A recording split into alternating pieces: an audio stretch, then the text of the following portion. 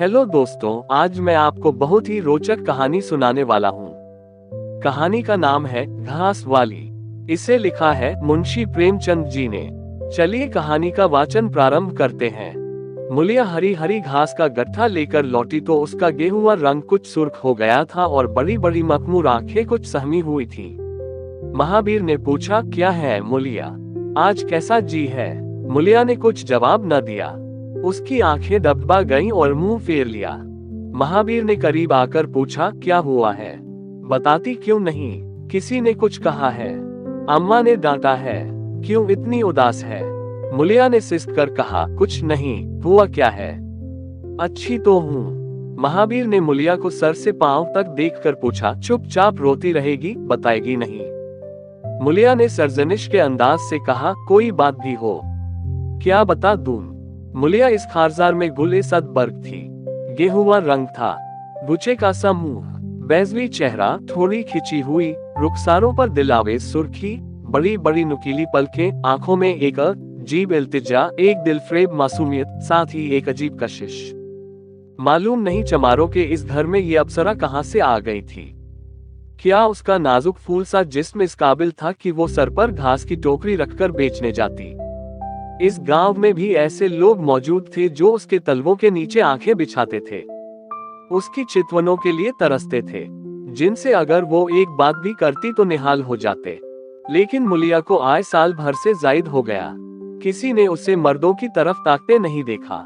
वो घास लेने निकलती तो उसका गंदुमी रंग तुलुआ की सुनहरी किरणों से कुंदन की तरह दमक उठता। गोया बसंत अपनी सारी शगुफ्तगी और मस्तानापन लिए मुस्कुराती चली जाती हो। कोई गजलें गाता, कोई छाती पर हाथ रखता, पर मुलिया आंखें नीची किए राह चली जाती थी। लोग हैरान होकर कहते, इतना गुरूर, इतनी बेनियाजी, महावीर में ऐसे क्या सुरखाब के पर लगे हैं? ऐसा जवान भी तो नहीं, न जाने कैसे उसके साथ रहती है। चांद में गहन लग जाता होगा। मगर आज एक ऐसी बात हो गई जो चाहे उस जात की दूसरी नाज़नीनों के लिए दावत का पैगाम होती, मुलिया के लिए जख्म जिगर से कम न थी। सुबह का वक्त था, हवा आम के बौर की खुशबू से मतवाली हो रही थी। आसमान जमीन पर सोने की बारिश कर रहा था। मुलिया सर पर टोकरी रखे घास छीलने जा रही थी कि दफतन नौजवान चैन सिंह सामने से आता दिखाई दिया। मुलिया ने चाहा कि कतरा कर निकल जाए, मगर चैन सिंह ने उसका हाथ पकड़ लिया और बोला, मुलिया, क्या तुझे मुझ पर जरा रहम नहीं आता? मुलिया का वो फूल सा चेहरा शोले की तरह दहक उठा। वो जरा भी नहीं डरी, जरा भी नहीं झिझकी, झबवा जमीन पर गिरा दिया और बोली, मुझे छोड़ दो, नहीं तो मैं चाहती हूँ। चैन सिंह को आज जिंदगी में ये नया तजर्बा हुआ। नीची जातों में हुस्न का इसके सिवा और काम ही क्या है कि वो ऊंची जात वालों का खिलौना बने। ऐसे कितने ही मार्के उसने जीते थे, पर आज मुलिया के चेहरे का वो रंग, वो गुस्सा, वो गुरूर, वो तमकनत देखकर उसके छक्के छूट गए। उसने खफीफ होकर उसका हाथ छोड़ दिया। मुलिया तेजी से आगे बढ़ गई। चोट की गर्मी में दर्द का एहसास नहीं होता, जख्म ठंडा हो जाता है तो टीस होने लगती है। मुलिया जब कुछ दूर निकल गई तो गुस्सा और खौफ और अपनी बेकसी के एहसास से उसकी आंखों में आंसू भर आए। उसने कुछ देर तक जब्त किया, फिर सिसक सिसक कर रोने लगी। अगर वो इतनी गरीब न होती तो किसी की मजाल थी कि इस तरह उसकी आबरू लूट लेता। वो रोती जा रही थी और घास छीलती जाती थी। महावीर का गुस्सा वो जानती थी, अगर उससे कह दे तो वो इस ठाकुर के खून का प्यासा हो जाएगा, फिर न जाने क्या हो। इस ख्याल से उसके रोंगटे खड़े हो गए। इसीलिए उसने महावीर के सवालों का कोई जवाब न दिया था। दूसरे दिन मुलिया घास के लिए न गई। सास ने पूछा, तू क्यों नहीं जाती? और सब तो चली गई। मुलिया ने सर झुकाकर कहा, मैं अकेली न जाऊंगी। सास ने कहा, अकेले क्या, तुझे बाघ उठा ले जाएगा? क्यों औरों के साथ नहीं चली गई? मुलिया ने और भी सर झुका लिया और निहायत दबी हुई आवाज में बोली, औरों के साथ न जाऊंगी। सास ने डांट कर कहा, न तो औरों के साथ जाएगी, न अकेली जाएगी, तो फिर कैसे जाएगी? साफ साफ क्यों नहीं कहती कि मैं न जाऊंगी? तो यहाँ मेरे घर में रानी बनकर निभाना होगा। किसी को चाम नहीं प्यारा होता, काम प्यारा होता है। तू बड़ी सुंदर है तो तेरी सुंदरता लेकर चाटूं। उठा झबवा और जा घास ला। दरवाजे पर नीम के दरख्त के साए में खड़ा महावीर घोड़े को मल रहा था। उसने मुलिया को रोनी सूरत बनाए जाते देखा पर कुछ बोल न सका। उसका बस चलता तो मुलिया को कलेजे में बिठा लेता, आंखों में चुरा लेता, लेकिन घोड़े का पेट भरना तो जरूरी था। घास मोल लेकर खिलाए तो 12 आने से कम खर्च न हो। उसे मजदूरी ही क्या मिलती है, मुश्किल से 1.5-2 रुपये, वो भी कभी मिले कभी न मिले। बुरा हुआ उन मोटर लारियों का, अब यक्के को कौन पूछता है। महाजन से 150 रुपये कर्ज लेकर यक्का और घोड़ा खरीदा था, उसके सूद के भी नहीं पहुंचते। असल का जिक्र ही क्या, जाहिरदारी की न जी चाहता हो न जा देखी जाएगी। मुलिया निहाल हो गई। आप गून आंखों में मोहब्बत का सुरूर झलक उठा, बोली घोड़ा खाएगा क्या। आज उसने कल का रास्ता छोड़ दिया और खेतों की मैंडो से होती हुई चली। बार बार खाइफ नजरों से इधर उधर ताकती जाती थी। दोनों तरफ ऊख के खेत खड़े थे। जरा भी खड़खड़ाहट होती तो उसका जी सन से हो जाता। कोई ऊख में छुपा बैठा ना हो, मगर कोई नई बात ना हुई। ओक के खेत निकल गए, आमों का बाग निकल गया, सींचे हुए खेत नजर आने लगे। दूर एक कुएं पर पुर चल रहा था। खेतों की मैंडों पर हरी हरी घास जमी हुई थी। मुलिया का जी ललचाया।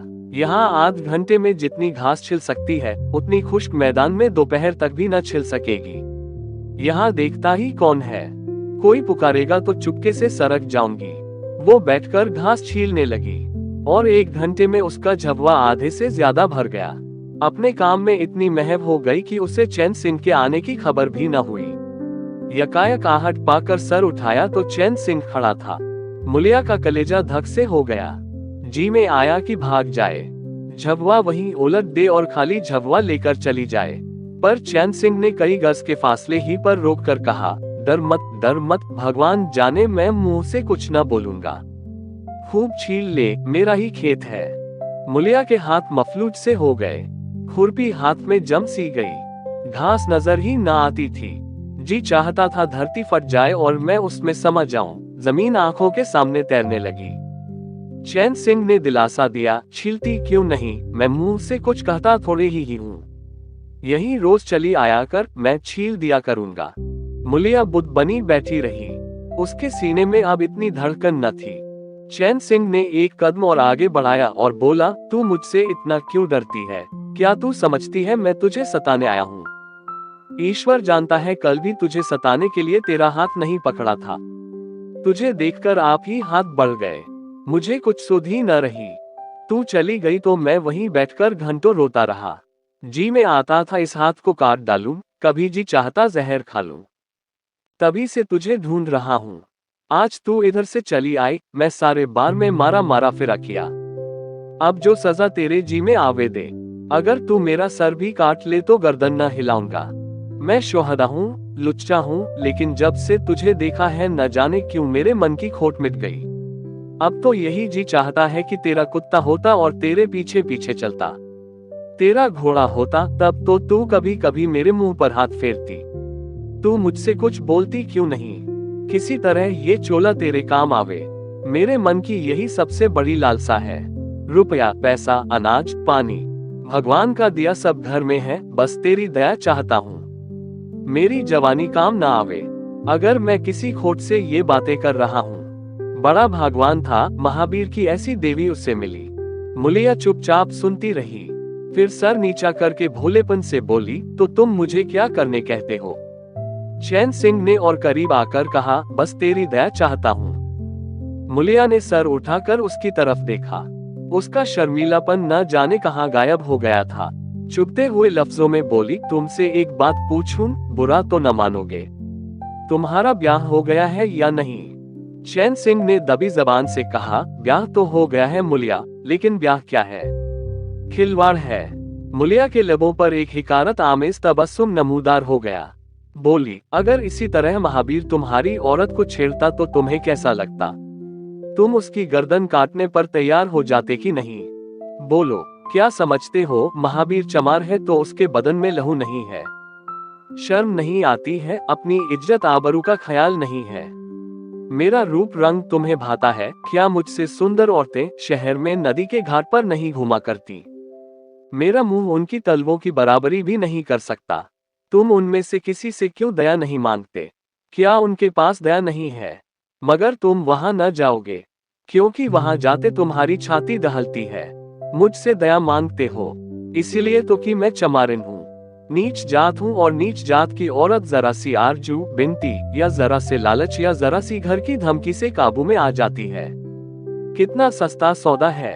ठाकुर हो न, ऐसा सस्ता सौदा क्यों छोड़ने लगे। चैन सिंह पर घड़ों पानी फिर गया, बल्कि सैकड़ों जूते पड़ गए। खिफ्फत आमेज लहजे में बोला, ये बात नहीं है मुलिया, मैं सच कहता हूँ।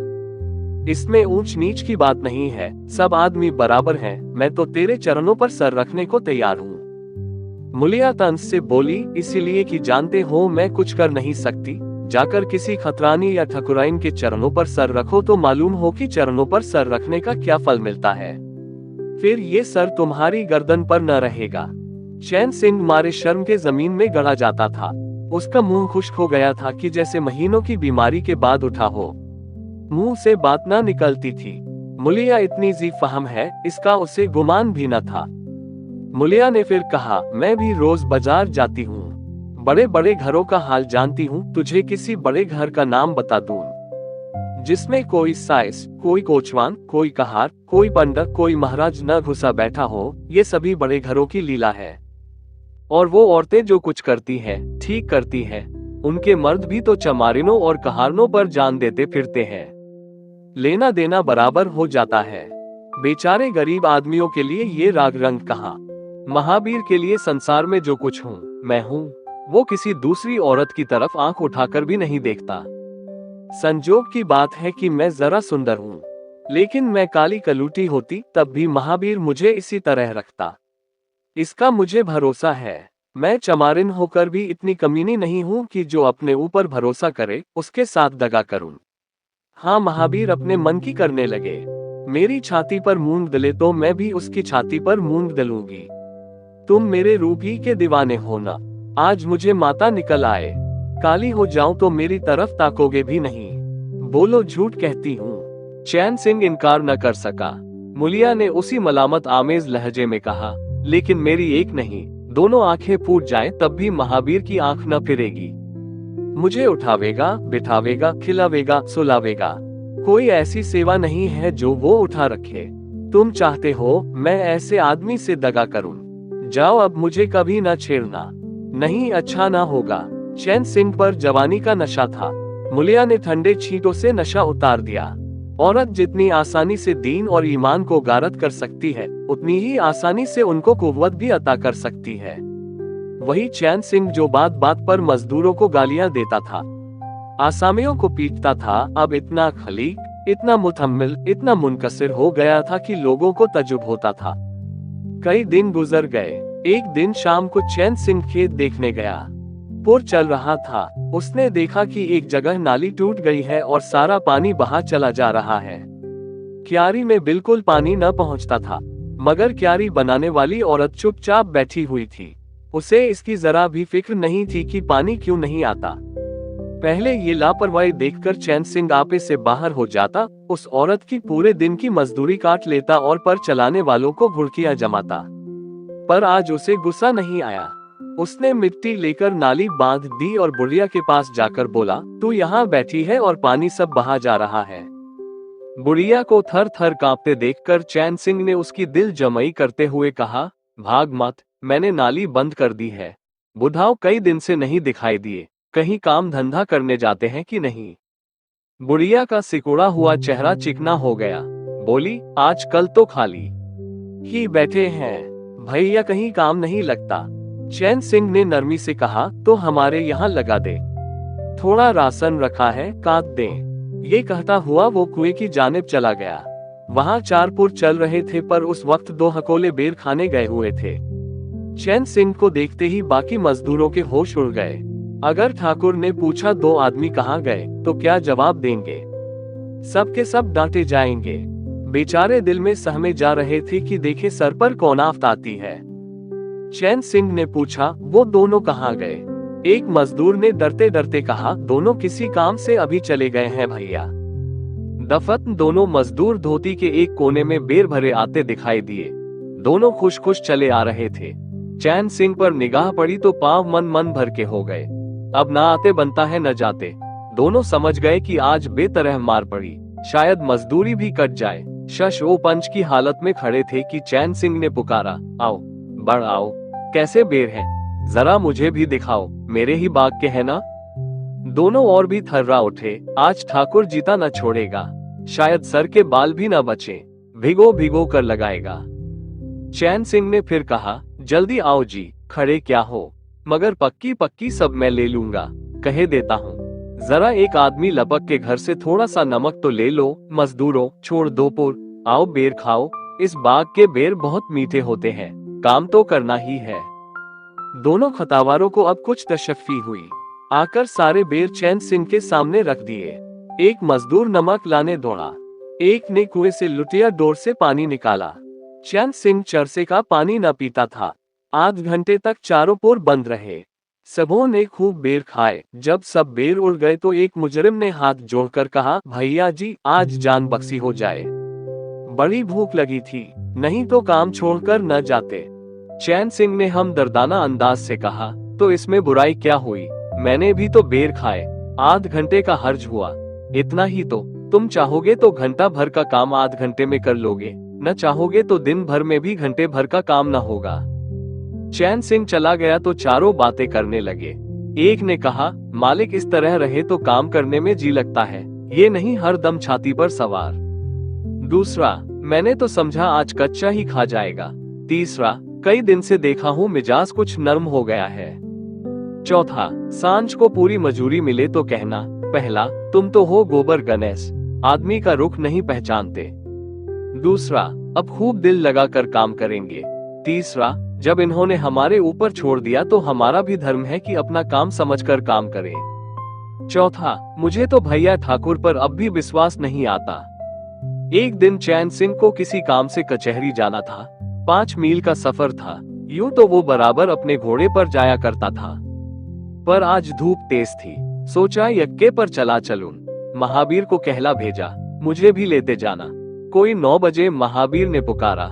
चैन सिंह तैयार बैठा था, चटपट यक्के पर बैठ गया, मगर घोड़ा इतना दुबला हो रहा था, यक्के की गद्दी इतनी मैली और फटी हुई, सारा सामान इतना बोसीदा कि चैन सिंह को यक्के पर बैठते शर्म आती थी। पूछा, ये सामान क्यों बिगड़ा हुआ है? महावीर, तुम्हारा घोड़ा तो कभी इतना दुबला न था, क्या आजकल सवारियां कम है? महावीर ने कहा, मालिक सवारियां कम नहीं, मगर लारियों के सामने यक्के को कौन पूछता है। कहाँ 2 ढाई 3 की मजूरी करके घर लौटता था, कहाँ अब 20 आने के पैसे भी नहीं मिलते। क्या जानवर को खिलाऊं, क्या आप खाऊं, बड़ी विपत में पड़ा हुआ हूँ। सोचता हूँ कि यक्का घोड़ा बेच आप लोगों की मजूरी करूं, पर कोई ग्राहक नहीं लगता। ज्यादा नहीं तो 12 आने तो घोड़े ही को चाहिए, घास ऊपर से। जब अपना ही पेट नहीं चलता तो जानवर को कौन पूछे। चैन सिंह ने उसके फटे हुए कुर्ते की तरफ देखकर कहा, 2-4 बीघे की खेती क्यों नहीं कर लेते, खेत मुझसे ले लो। महावीर ने माजूरी के अंदाज से सर झुका कर कहा, खेती के लिए बड़ी हिम्मत चाहिए मालिक। मैंने भी सोचा है कोई गाहक लग जाए तो यक्के को औने पौने निकाल दूं, फिर घास छील कर बाजार ले जाया करूं। आजकल सास बहू दोनों घास छीलती हैं, तब जाकर 10-12 आने पैसे नसीब होते हैं। चैन सिंह ने पूछा, तो बुलिया बाजार जाती होगी? महावीर शर्माता हुआ बोला, नहीं राजा, वो इतनी दूर कहाँ चल सकती है, घर वाली चली जाती है। दोपहर तक घास छीलती है, तीसरे पहर बाजार जाती है, वहां से घड़ी रात गए लौटती है, हलकान हो जाती है भैया, मगर क्या करूं, तकदीर से क्या जोर। चैन सिंह कचहरी पहुंच गया। महावीर सवारियों की टोह में शहर की तरफ चला गया। चैन सिंह ने उसे 5 बजे आने को कह दिया। कोई 4 बजे चैन सिंह कचहरी से फुर्सत पाकर बाहर निकला। अहाते में पान की दुकान थी। अहाते के बाहर फाटक से मिला हुआ एक बरगद का दरख्त था। उसके साये में 20 ही यक्के, तांगे, बाधियां खड़ी थीं। घोड़े खोल दिए गए थे।